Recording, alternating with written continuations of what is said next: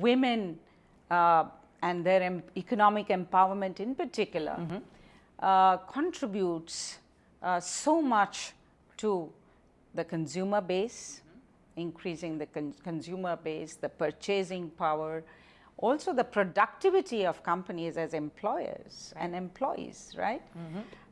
And as managers, I mean, now we have data, the World Economic Forum studies that show 35% enhancement in the capacity and the productivity of companies when women are in the leadership position. A recent McKinsey study that we have worked with them to do is amazing in its findings. They did this study based on a survey and on a study of 96 countries. Okay. And they said that if gender equality were to be achieved in these countries in terms of participation in the workforce, equal participation in the workforce, equal wages, and enabling women to have leadership positions, there would be an increase of $28 trillion in the global GDP. Wow. That's equal to the GDP of US and China put together. That's incredible. This is what we have to gain, the exponential potential of women's economic empowerment. And people need to hear these figures, Absolutely, right? They need to see the impact. Absolutely. And a conservative estimate is $12 trillion.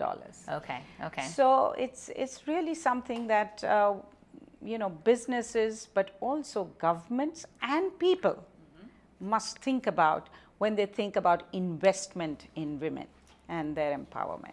Well, what I found fascinating related to what you've just mentioned and coming from financial services, I know the investor community are now making choices based on how companies are faring in terms of women in leadership positions and not investing accordingly, right? Wonderful. So it's fascinating to see that actually happen.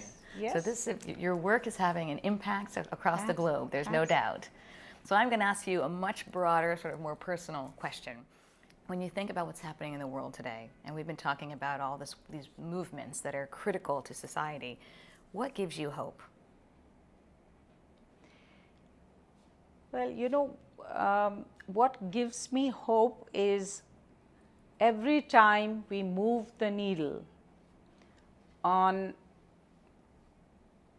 the global level, whether it is through the Agenda 2030, who would have thought?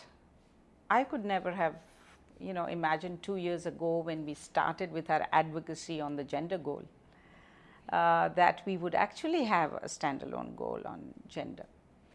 Who would have thought that we are now also talking about accelerating? We began by talking about acceleration and Agenda 2030. So we are now talking about hurrying history, right? Right. And this is really the acceleration moment. So that gives me tremendous hope. Now that we can talk about Planet 50-50 by 2030, everything really hinges. You cannot reach any of mankind's goals unless you really get there on gender. So, it gives me great hope that at least at the global level and at the highest political level, there is now this commitment.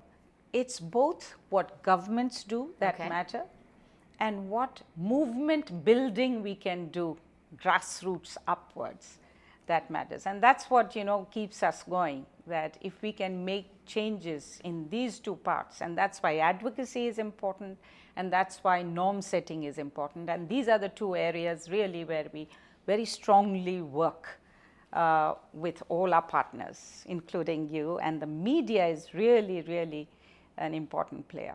Well, fantastic. That is terrific to hear, and I couldn't agree with you more in the sense of individual by individual, but also from the top down. Thank you, Madam Puri, for joining us today. It's been a great conversation, very inspiring. We are inspired by all the work that you do as an individual and as an organization, and we look forward to working with you moving forward. Thank you so much.